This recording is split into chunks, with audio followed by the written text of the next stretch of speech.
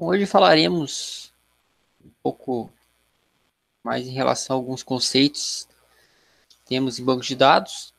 Na aula passada falamos dos tipos de dados que nós temos para os campos, nomenclaturas de tabela e campo para seguir um padrão.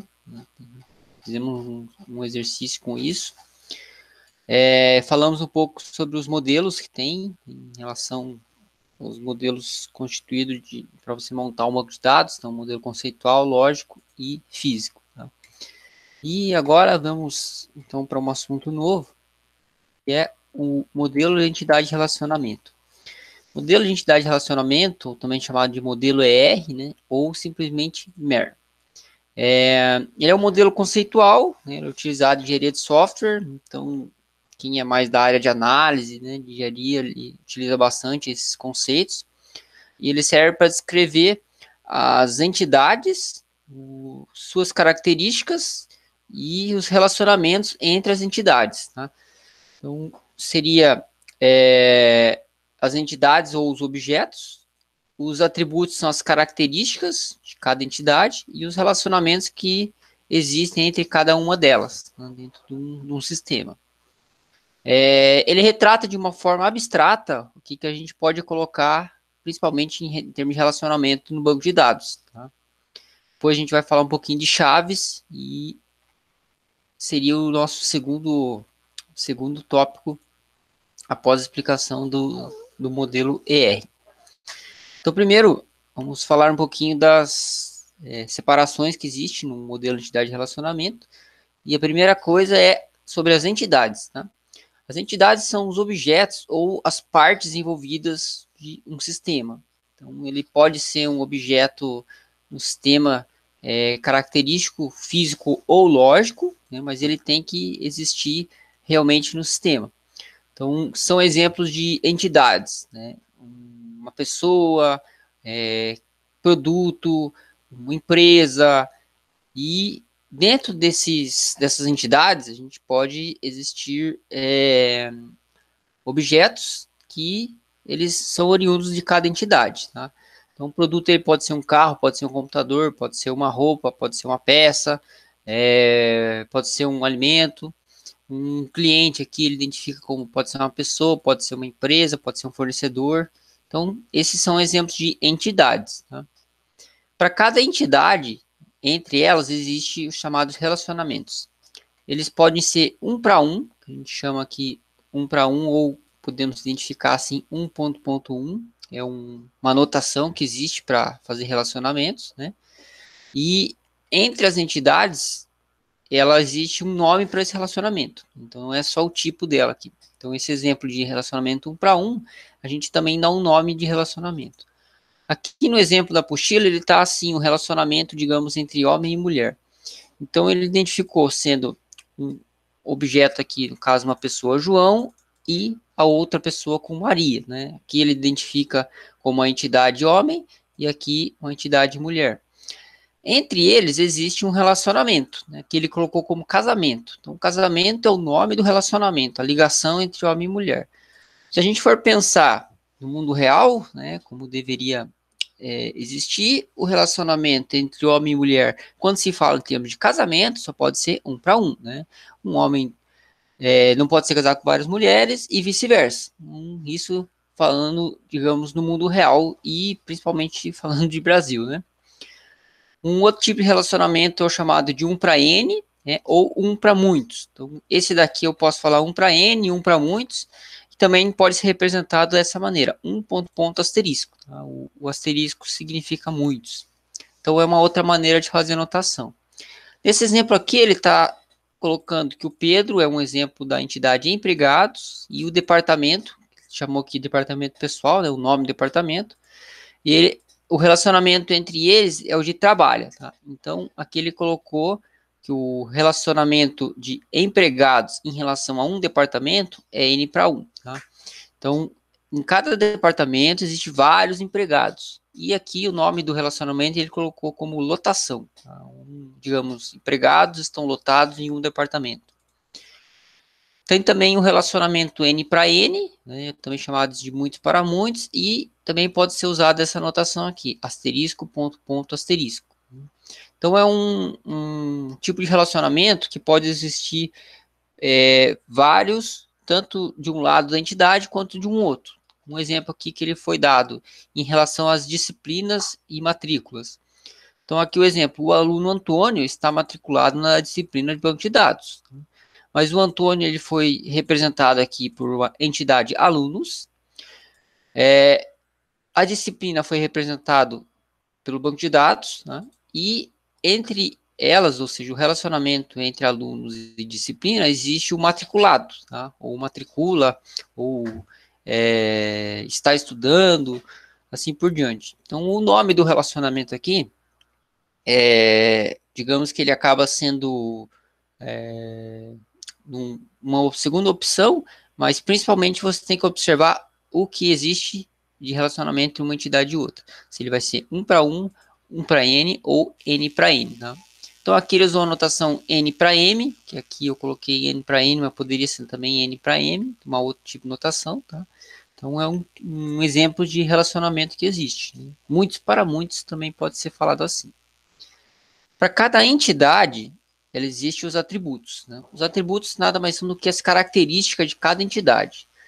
Então, um exemplo, quando se fala de um produto, eu posso fazer vários atributos pensando nas características. Digamos, nome, peso, se tem cor, cheiro, unidade de medida, se é quilo, litro. Então, as características dessa entidade. Quando se fala de pessoa, pode-se falar cor dos olhos, altura, peso, nome, os seus documentos, CPF, endereço. Então, para cada entidade existem as suas características, né? Tem alguns tipos de característica aqui, então os descritivos, nominativos, referenciais. Os referenciais eles representam principalmente quando se tem uma ligação que vai ser utilizada em outra entidade, tá? Que seria, depois a gente vai ver mais para frente, pode ser utilizado como chave. Quanto à estrutura, podemos classificar em simples ou composto, quando um único atributo define a característica, chamado de simples. O composto ele pode ser uma característica, mas dentro dela ter mais de uma. Um exemplo aqui de um atributo composto é o endereço. Então, dentro do endereço, eu preciso compor por rua, número, bairro, poderia ter complemento, etc. Então, um atributo simples é aquele que define a informação, uma única, e o composto é aquele que define até mais de uma informação. Aqui ele explica que alguns atributos eles são utilizados com valores únicos na entidade, né, que também a gente pode chamar de chave primária. Aí mais para frente eu vou explicar. Além disso, existe os diagramas de entidade de relacionamento. Então, o MER ele é um modelo conceitual. Tá? Já o diagrama é uma representação gráfica e é utilizado principalmente para ferramenta. Né? Então, uma ferramenta, no caso que vamos utilizar, é o Workbench.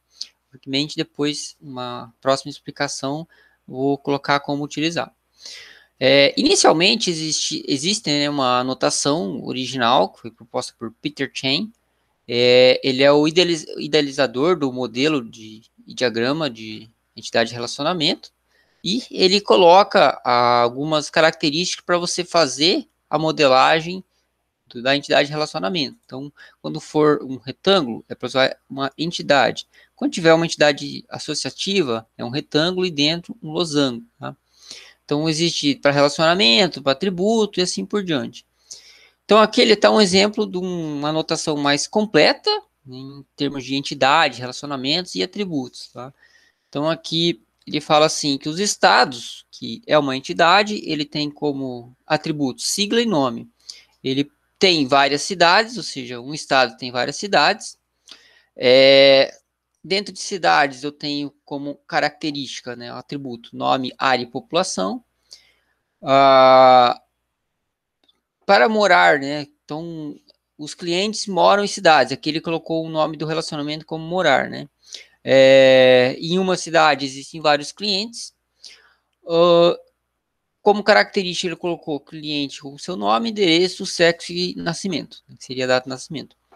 Reparem que, quando a gente se fala de entidades, também temos os seus atributos. O nome do relacionamento entre si, como eu disse anteriormente, o nome dele pode ficar em segundo plano. O que importa, o que vai importar para nós, né, é o tipo de relacionamento entre uma entidade e outra. Trazendo um pouquinho para o banco de dados, que a gente viu alguns conceitos. Então, quando a gente se faz uma anotação de entidade, lá no banco de dados, ele vai ser transformado numa tabela. Quando se fala nos atributos da entidade, ele vai ser transformado nos campos da tabela. Aqui nós não temos os tipos que a gente estudou na aula passada. Quais são os tipos? O varchar, o inteiro, um decimal, o float. Então, esses tipos de dados são utilizados para a gente colocar, conforme a informação, né, vai ser utilizado nos atributos. Tá? Falando um pouquinho aqui das chaves, né? Então, as chaves, elas são identificadas basicamente por os grupos de chave única, estrangeira e primária. Tá? Toda tabela que se preze no banco de dados, ela tem que existir uma APK, que é a chave primária. A primária, ela é o identificador único na tabela, ou seja, ela não pode existir mais de um valor naquele campo para a mesma tabela. Normalmente elas são identificadas por um ID, nome da tabela, seria, digamos, o padrão, o mais comum, mas eu posso criar tabelas sem um identificador e colocar um dos campos como chave primária. Tá? Uma tabela que se preze, como eu disse, toda tabela tem que ter uma chave primária. E quando existir relacionamentos, ela deve existir com uma informação, uma referência para outra tabela, e nessa outra tabela, geralmente, sim, ser a chave única, né? E ser a APK. Quais as características que eu tenho para definir uma chave primária? Elas não podem ser nulas, ou seja, naturalmente, quando eu crio uma chave primária no banco, ela já aparece como not null, não nula. Somente uma deve existir, né? A chave primária só existe uma. Pode existir com mais de um campo, aí a gente chama de chave composta, mas a chave primária ela é única, só pode existir uma única chave primária na tabela. Tá? Normalmente elas são incrementadas automaticamente pelo banco, tá? Quando não há necessidade de você inserir o valor, no caso aqui seria o autoincremento. Vamos ver mais para frente o que seria esse autoincremento. Tá? E também são usadas para relacionamento com outras entidades.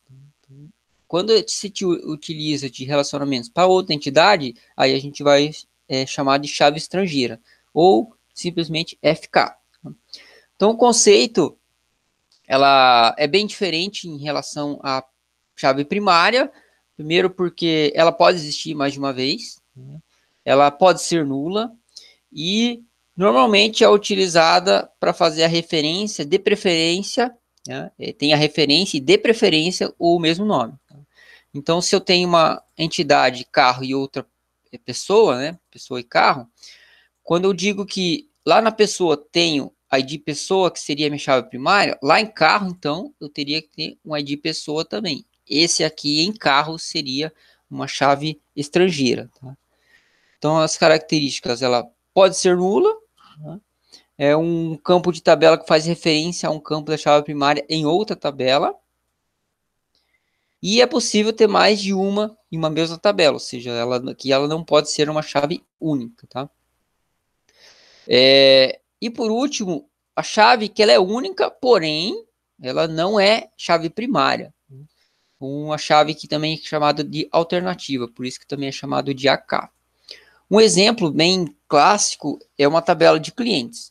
Quando você cria uma tabela e existe uma identificação única, pode ser um ID, pode ser um código, existe o campo também que ele pode ser único e não pode existir repetição na mesma tabela. Um caso dele aqui é o CPF, tá? Então, vamos dar um exemplo aqui da tabela de clientes. Existem milhares, centenas de clientes, mas se tratando em termos de Brasil, todos os clientes não pode existir CPF repetido. Tá? Se você colocar mais o CPF repetido no banco, significa que aquele cliente está sendo repetido. Então, eu tenho uma informação repetida no banco. Eu posso travar, ou seja, eu posso deixar um bloqueio no banco para não deixar repetir o CPF. E no sistema que eu estiver trabalhando também, eu devo tratar dizendo assim, já existe um cliente com aquele CPF. Mas no banco eu já posso travar isso. Um exemplo de chave que não pode ser única numa tabela de cliente, o nome. Tá? Por que não? Pensem que numa tabela de clientes eu posso existir vários João da Silva, tá? Ou João Carlos dos Santos. Então são nomes comuns. Se existem nomes comuns, não necessariamente é a mesma pessoa. Tá? Então, o documento vai ser diferente, provavelmente o nome da mãe vai ser diferente, endereço, assim por diante. Mas o nome vai ser igual. Então, no caso de tabela de cliente, a gente não pode colocar nome como sendo único.